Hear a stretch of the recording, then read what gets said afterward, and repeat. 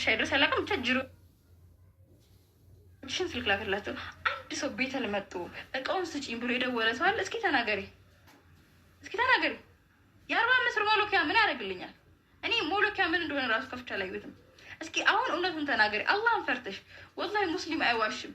ዚና ሊሰራ ይችላል፣ ሊሰርቅ ይችላል፣ ምን ይችላል። ወላሂ ሙስሊም አይዋሽም። የምትደኙ ሶሻል ሚዲያ ላይ ወጠሽ የሰው ቤት ገስት ገብተሽ የሰውን ህይወት እንትን እያልሽ ያበጣበች አካውንት ታስነስተሽ አንጀትሽን የተበላሽ መስለሽ የምትደኙ እንኳን ተሳስተሻል። ብር ያሳከመሽም ባይዘወይ የተሰበረችን ስጋም ነፍስም የሚጠግነው አላህ ነው። ዶክተሮች ቢያጠጋግኗት እንኳን ለኡስታዝ አቡበክር አላህ ነው ግን ደም ስራችን አገናኝቶ ፈውስ የሚያደርግና አላህ እውነቱን እያወቀ ከሰው አትጠብቂ ማሪ። እሺ አላህ ጋር እውነቱ አለሽ አይደል? እዚህ አላህ ጋር ነው እውነት ያለ። ከኔ አንደበት አልሰጥም የሚል ሰምተሽ ከሆነ አላህ ያያል። እና አልሰጥም ታላልሽኝ እና 100 ጊዜ ለምን ደውዬ ስልኬን ብሎ ከረብሽኝ መጣችሁ ቤት ላይ ሰጡን ብላችሁ ከሆነ ታትወስጂ ቀርተሽ ከሆነ አሁንም አላህ ያያል። ያንቺም የኔም ጌታ አላህ ነው። ግን አንቺ ሳራ ቤት ስለሄድሽ ማሪ ሳራ አላህ ከአላህ ያላት ሴት ናት፣ ካፊር ናት። እኔ መጣ ፈኪሃ ፋክ ምናምን ስላለችኝ ምንም ባይዘዊ እኔ እውነታው እስካለ ድረስ እንኳን አላህ የኔ ጠላቶች አላችሁ ዘንድ ይቀርና ሙስሊም አላህ ማለት እኮ አዱላህ አልኩ ብላ ነው። አሁን ያላህ ጠላት ናት ያለ ምን ሰርታ ያላህ ጠላት ነች። ለካፊር ቤት ሄደሽ ካፊር ያው ማለት ነው። ነገ እኮ ምንም አታረግልሽ ሴት ካፊር ታጥበ ያህል ኪታብ ያልሻው ሪቶቻችን ናቸው።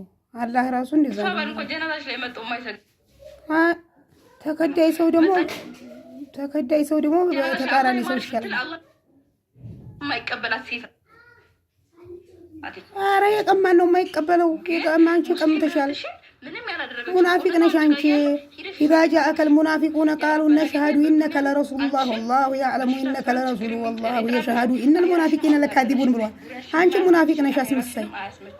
እኔም ዱንያ ላይ እስካለው መሬት እና መስገጃ የተነባባትን እንባና የተነገራትን ቃል ቃያን ቀምታኝ አልቀሸብሻለሁኝ ተመዝግቧል። ተመልከቱ። አላህም አይቷል። ኢንሻአላህ እንፋረዳለን። እኔ አንቺ ወጥሽ ሶሻል ሚዲያ ላይ አፉ በኝ እስካላልሽኝ ድረስ ስሙ ቀምታኝ አፉ ልበል ቀምታኝ አፉ ልበል። ተመልከቱ ሰዎች እና የተላከልኝ እኔ እንደውለሽ ምንም ነገር ጠይቀኝ ያጣሽ ነገር የለሽም። ይኸው ተመልከቱ። ሪከርድ ያረኩት አለ ሁሉ ነገር አለ። እንግዲህ 72 ሂጄ 700 ምናምን ብር ራይድ ሲሄድ ስመጣ እንደዚሁ ከፍዬ እኮ ቤት ያመጣሁልሽ ቤት ያመጣሽ እያለ እኮ እንደ አሳዝነሽ ተቀብዬሽ ቤቴን ከፍቼልሽ ያቺ ሳራ ያቻትኝ ማለት ነው። እንኳን ቤት አልተከፍትልሽ ከቤቷ አንድ ቁራሽ ዳቦ ከሰጠችሽ ስሙ ወላሂ ነው ይቀጣልሻሉ።